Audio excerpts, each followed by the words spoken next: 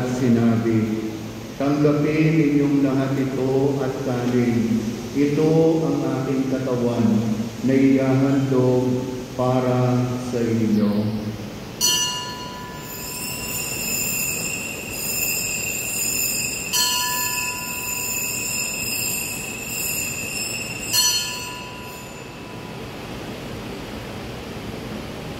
Gayon din naman, noong matapos ang hapunan, pinawakan niya ang kalis.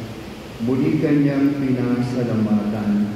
Iniabot niya ang kalis sa kanyang mga alagad at sinabi, "Tanggapin ninyong lahat ito at inumin. Ito ang kalis ng aking dugo, ng bago at walang hanggang tipan. Ang aking dugo na ibubuhos para sa inyo at para sa lahat, sa ikapagpapatawad ng mga kasalanan.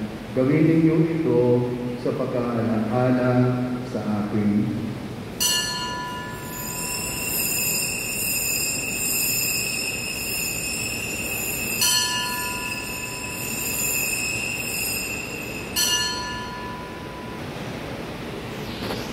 Ipagbunyi natin ang misteryo ng pananampalataya.